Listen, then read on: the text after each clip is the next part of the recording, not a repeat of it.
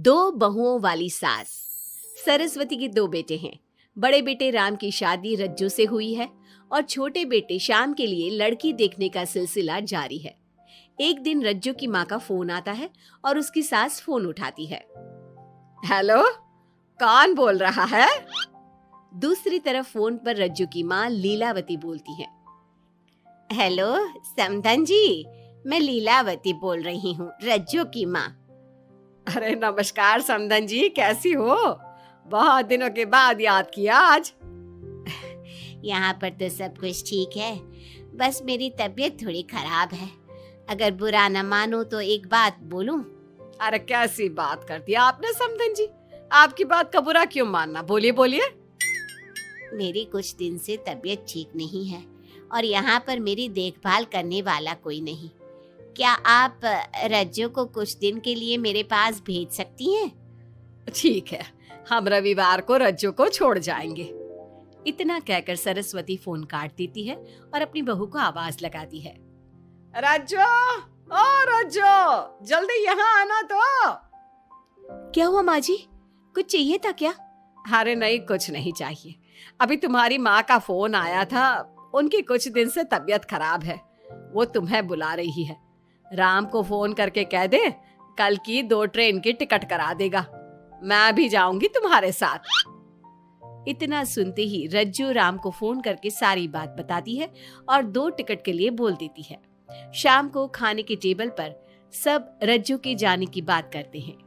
तब रज्जू का देवर श्याम कहता है, भाभी आज बहुत खुश लग रही हो, मायके जाने की इतनी खुशी, उफ। खुश क्यों ना हो देवर जी, कितने दिन बीत गए अपनी माँ से मिले, और इस बार तो मैं 1-2 महीना रह कर ही आऊंगी। जब आपका मन करे तभी आना। अच्छा एक बात तो बताओ, वहां से क्या लाओगी मेरे लिए? देवर जी कहो तो देवरानी ले आओ। वैसे भी सभी घर वाले चाहते हैं कि आपकी जल्दी से शादी हो जाए। श्याम शर्मा जाता है और चुप हो जाता है। इतने में राम कहता है, रज्जू तुमने जाने की सारी तैयारी तो कर ली है ना? कपड़े तो रख लिए ना? थोड़े गर्म कपड़े भी रख लेना, वहां ठंड होगी, और जल्दी आने की कोशिश करना। ठीक है, मैं जल्दी आने की कोशिश करूंगी बस। अगली सुबह दोनों जाने की तैयारी करने लगी। राम उन्हें स्टेशन छोड़कर घर वापस आता है। कुछ घंटों बाद रज्जू और सरस्वती गांव पहुंच जाते हैं। रज्जू अपनी माँ को देखकर बहुत खुश होती है। माँ, आप अपना बिल्कुल भी ध्यान नहीं रखती, कितनी कमजोर हो गई हैं आप। अब बेटा क्या ध्यान रखूं, उम्र भी तो हो गई है, ये बीमारियां तो लगी रहेगी। बहन जी आइए आइए बैठिए, मुझे बहुत अच्छा लगा कि आप भी यहाँ आई। अगले दिन सरस्वती अपने घर वापस जाने लगती है तो लीलावती से कहती है, बहन जी ध्यान रखना आप अपना, आपकी तबीयत ठीक हो जाए तो आप भी रज्जू के साथ आ जाना। रज्जू के बिना तो घर सूना सूना लगेगा। अब सरस्वती अपने घर आ गई और घर की सारी जिम्मेदारी भी उस पर आ गई। एक दिन वो कपड़े धोकर छत पर सुखाने जाती है। बाल्टी में से टपकता पानी सीढ़ियों को गीला कर देता है और नीचे उतरते समय रज्जू की सास यानी कि सरस्वती देवी का पैर फिसल जाता है और वो गिर जाती है।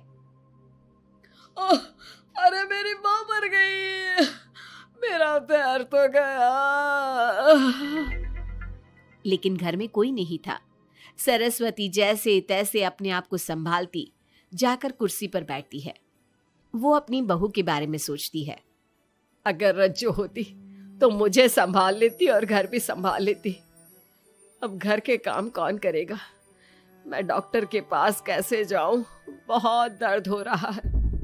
जब राम और श्याम घर आते हैं तो अपनी माँ की ऐसी हालत देखकर वो जल्दी से डॉक्टर को बुलाते हैं। डॉक्टर सरस्वती के पैर पर पट्टी बांधता है और उसे आराम करने की सलाह देता है। राम कहता है, माँ आप बस आराम करो, मैं रज्जू को खबर कर देता हूँ, वो कल ही यहाँ आ जाएगी। अरे रहने देना बेटा, उसकी माँ की तबीयत ठीक नहीं है, कुछ दिन में वो खुद ही आ जाएगी, उसे परेशान मत कर। माँ अब हमें श्याम की भी शादी कर देनी चाहिए, कभी घर में कोई ऐसी परेशानी आती है तो कोई तो होगा घर संभालने वाला। आप और रज्जू की घर के काम काज में मदद भी हो जाएगी। कुछ समय बाद श्याम की शादी सीमा से हो गई। लेकिन सीमा ने तो आते ही घर में क्लेश शुरू कर दिया। वो छोटी छोटी बातों पर लड़ती और उसे देखकर रज्जू का भी बर्ताव बदल गया। एक दिन सीमा सुबह उठने में लेट हो गई और रज्जू ने नाश्ता बना दिया। सभी अपने अपने काम पर चले गए। जैसे ही सीमा अपने कमरे से आई तो रज्जू ने कहा, तुम साफ सफाई कर लो, मैं कपड़े धोने जा रही हूँ, जल्दी काम हो जाएगा। रज्जू की बात सुनते ही सीमा आग बबूला हो गई और कहने लगी, आज मैं उठने में लेट क्या हो गई? आप मुझ पर हुक्म चलाने लगी। मुझसे कोई इस तरह से बात करी है मुझे बिल्कुल भी पसंद नहीं है। अरे सीमा, ये किस तरह की बात कर रही हो तुम मुझसे? मैंने कोई हुक्म नहीं दिया तुम्हें।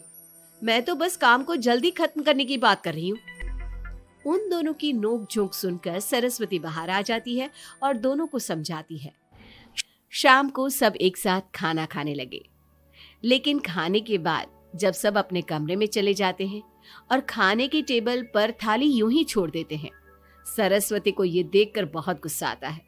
वो दोनों बहुओं को बुलाकर कहती है, तुम सब खाना खाकर चले गए, अब ये बर्तन कौन उठाकर रखेगा? मेरे लिए छोड़कर गई हो सारा काम। तुम दोनों को शर्म नहीं आती?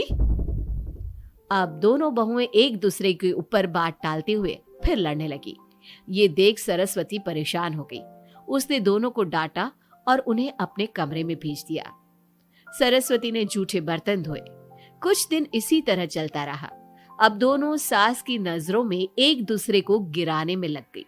माँ जी, जब भाभी फोन पर बात कर रही थी ना, तो कह रही थी मैं अपने मायके चली जाऊंगी तो देखते हैं कि कौन काम करता है, और ये हम सबकी बुराई कर रही थी वो। बहू, किसी की बात चुपके से सुनना गलत है ना? तुम आज के बाद ऐसा मत करना। अब तुम जाओ, मैं रज्जू को समझा दूंगी। सरस्वती ने रज्जू से बात करके उसे समझा दिया, लेकिन रज्जू को अपनी देवरानी पर बहुत गुस्सा आया। अब वो भी सीमा की चुगली अपनी सास से करने लगी। अगले दिन रज्जू अपनी सास के कमरे में जाती है और कहती है, मैंने सीमा को बात करते सुना था। वो देवर जी से कह रही थी कि अगर हम लोग अलग कहीं रहे तो हम ज्यादा खुश रहेंगे, रोज रोज की लड़ाइयों से भी बचेंगे। सरस्वती को इस बात पर गुस्सा तो बहुत आया, लेकिन उसने कुछ कहा नहीं। जब दोनों बहुओं को लगा कि सरस्वती उनकी बातों में नहीं आने वाली, तो उन्होंने रिश्तेदारों और पड़ोसियों से एक दूसरे की चुगली करना शुरू कर दिया। जब सरस्वती को ये बात पता चली तो उसने इनकी लड़ाई को शांत करने का उपाय निकाला। रज्जो, सीमा, यहाँ आओ दोनों। दोनों अपनी सास के पास आती हैं। कल मैं घर में हवन करवा रही हूँ, तुम पड़ोसियों और रिश्तेदारों को आने के लिए कह दो और हवन की सारी तैयारी कर लो। हवन का दिन आ गया। पंडित जी रामायण का पाठ करने लगे।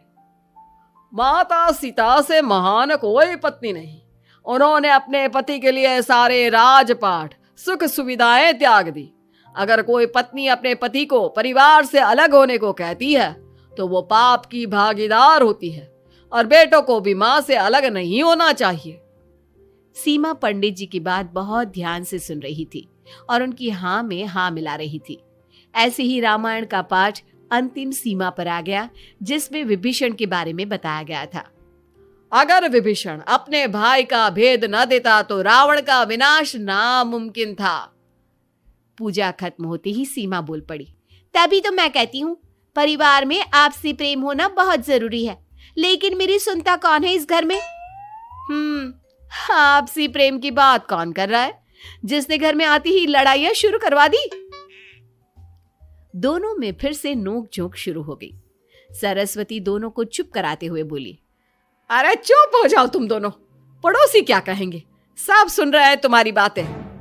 तभी उनमें से एक पड़ोसन बोलती है, सरस्वती बहन, क्यों चुप करवा रही हो अपनी बहुओं को?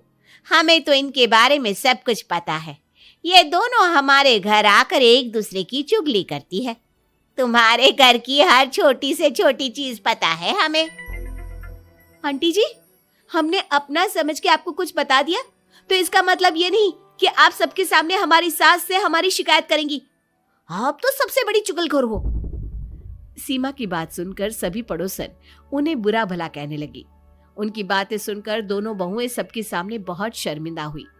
जब सब उनके घर चले गए तो सरस्वती ने अपनी बहुओं से कहा, अब तुम दोनों को तो बहुत खुशी होगी कि सारे मोहल्ले की औरतें हमारे ही घर में खड़ी होकर हमें ही सुनाकर चली गई। हमें काफी साल हो गए यहाँ रहते हुए, लेकिन आज तक किसी में भी इतनी हिम्मत नहीं थी कि हमसे ऊंची आवाज में भी बोल पाए। लेकिन आज तुम दोनों की वजह से ये सब हमारी बुराई कर रहे हैं। तुम दोनों ने ये सब अच्छा नहीं किया। सीमा, तुम्हारे इस घर में आने से पहले हम सब बहुत प्यार से रहते थे, लेकिन ये सब लड़ाइयाँ तुम्हारे आने के बाद शुरू हुई है।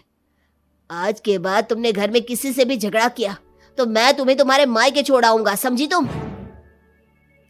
ये बात सुनकर सीमा रोने लगी और सबसे माफी मांगने लगी। पंडित जी भी ये सब देख रहे थे। उन्होंने सबको शांत करवाया। कृपया आप सभी शांत हो जाइए, गुस्से से तो बात और बिगड़ जाएगी। अगर आप दोनों बहुएं मिलकर रहती, घर की बात घर में रखती, तो कोई आपसे कुछ कहने की हिम्मत नहीं करता।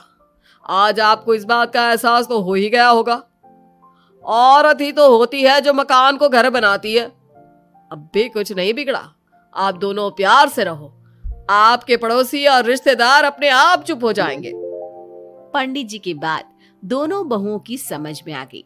अब दोनों प्यार से रहने लगी। इसी तरह समय बीत गया। अब पड़ोस की औरतें उनके प्यार की मिसालें देने लगी।